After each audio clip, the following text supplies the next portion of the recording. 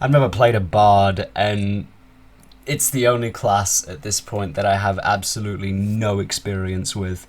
I can reliably say that I have at least tried every single class except this one, and I very much know why.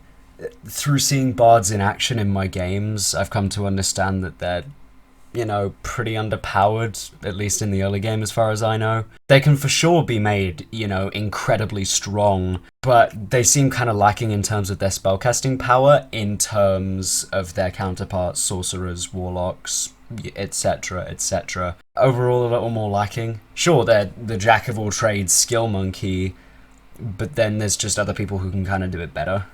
And in a game like D&D, a jack of all trades is not needed, because most classes cover the bases that they need to.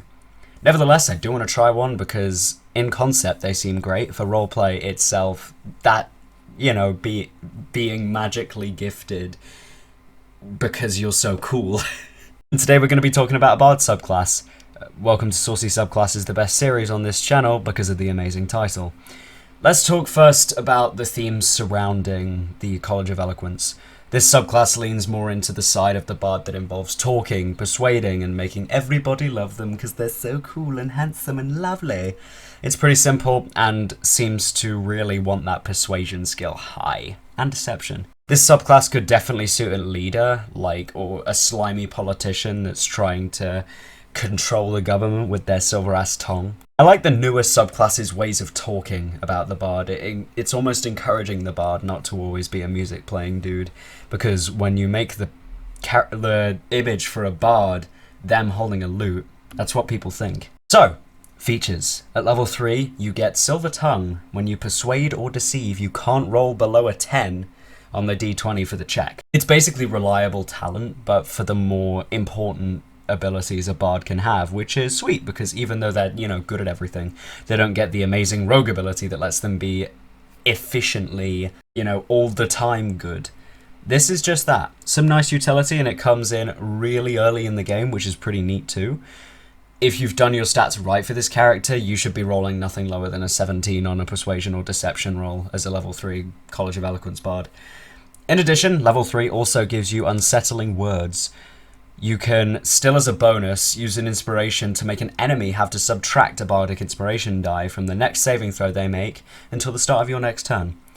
This is great to set up a spell like, Bane or Slow, a big spell that you really need to work so that the encounter or situation that you're in goes much smoother.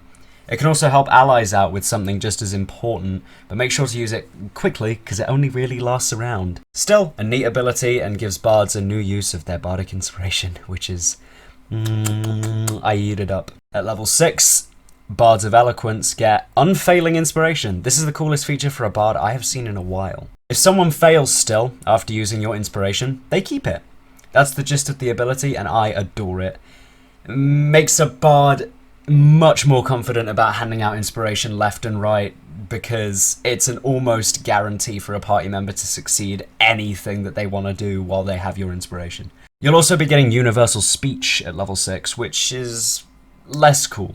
You can let a number of creatures equal to your charisma modifier magically understand you. This breaks any barrier, no language is required for the other creature for this to work. Literally everything and anything, from a little squirrel to Cthulhu, you can now talk to them. I think it's fun. It's a pretty specific skill, but could be used in some interesting, roleplay situations and enhance the whole experience of being the most skilled orator in the universe. You then have to wait 8 levels to get something new, which sucks. Nevertheless, at 14th level, you will get Infectious Inspiration. Ooh, ooh, ooh. In essence, you now double how many inspiration that you can give. When someone does good and succeeds using your bardic inspiration, you can use your reaction to go, hey, did you see them do that? You could do it too. And the other guy's like, oh man, that's so cool. They need to be within 60 feet of you for this to work, but basically, you give another person inspiration as a reaction when someone else succeeds. And this doesn't even use an inspiration. The limit of this is your charisma modifier, which is insane, because your inspiration is also your charisma modifier.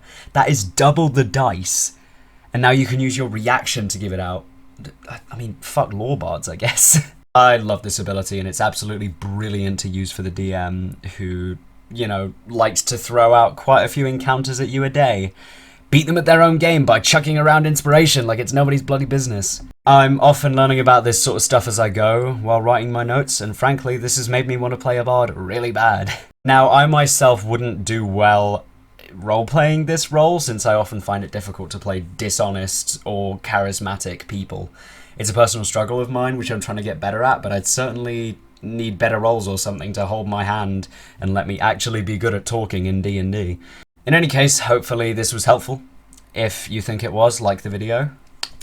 Subscribe for more. I'd love to keep the discussion going, so go ahead and join our Discord. The link's in the description, or you can comment. Thanks for watching, and maybe you'll even, I don't know, watch more videos after this one? No, that would be so stupid.